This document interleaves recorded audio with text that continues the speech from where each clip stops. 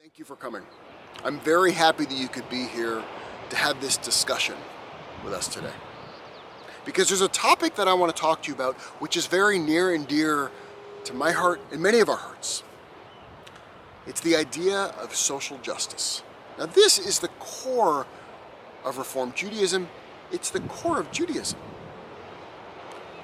I was brought up down in the peninsula in Portola Valley, in a small town, and there were not a lot of Jews there, with very strong Jewish Texas parents. And they told us when we were young that our main job in the world, they did not care what we did. All they cared about was that we made the world a better place. By the time that I got into first grade and I started to learn about Martin Luther King, I became upset with Martin Luther King because I thought he'd fixed all the world's problems and that was supposed to be my job. Now, eventually I realized he left a little bit of the work undone, and there was still something for me to do. Now this idea of making the world a better place, it is deep within our Jewish tradition.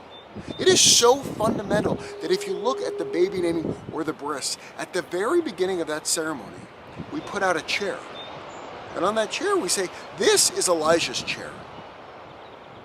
And then we move on with the ceremony. But the reason we do that is because Elijah is the prophet that comes when the Messiah has arrived.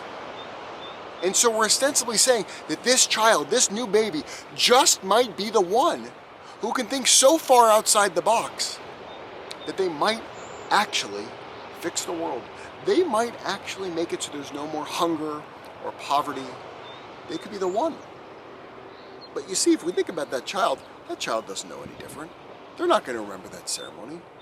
So how do we teach that to our children so that it is deeply ingrained within us? The way we do it is by one mitzvah. Now, it's not just one mitzvah that comes and goes. It's the number one mitzvah in our entire tradition. It's the mitzvah that repeats itself 36 times in the Torah. It's one that says, look, you were a slave. You know what it's like to be a slave. You know what it's like to be a stranger. You know what it's like to be the other. And since you know what that's like, don't treat anyone the way you were treated. Protect them. Care for them. That is your job. It's a story we take in deeply. It's what we do on the Pesach Seder. We don't mention Moses because it's not about Moses. It's about us. It's about us being that slave. It's about us being the other. And it's about us going from slavery to freedom. And at the end of the service, we say, Elijah comes. Because we know what it's like to go from slavery to freedom. Therefore, during this year, we're going to move the world from how it is to how it ought to be. And we speak in this we the entire time during that Seder. Now, my youngest, she was my youngest, my oldest, she said to me when she was like 2 years old, and I was trying to explain to her what Passover was. And I said, we're celebrating, we're eating matzah because we were slaves in Egypt. She gave me this very puzzled look. She goes, we were slaves in Egypt? I'm like, yeah, we were slaved. She goes, you were in Egypt? I go, well, I wasn't in Egypt. She says, Zadie was in Egypt? I go, well, no, Zadie wasn't in Egypt, but our people, we were in Egypt. She didn't really understand it. But I can tell you, the next year, when she was 3 years old, and I saw her explaining to her brother about Passover, she said to him, we were slaves in Egypt.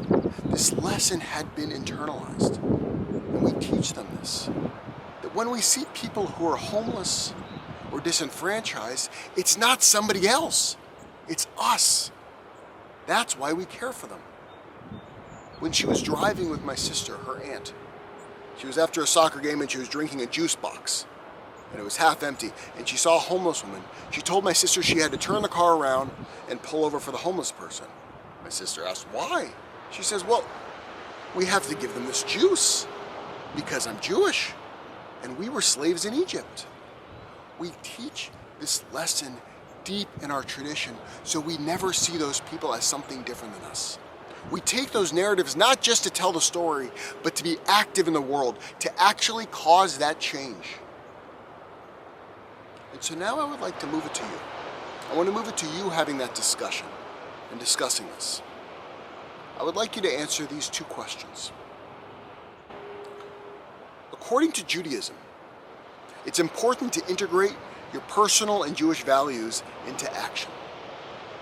Please share a story when you created this integration and why. What was the impetus for this? And question number 2. Does the scales of issues and problems in our world today, does it overwhelm you? And if it does overwhelm you, how do you move past that?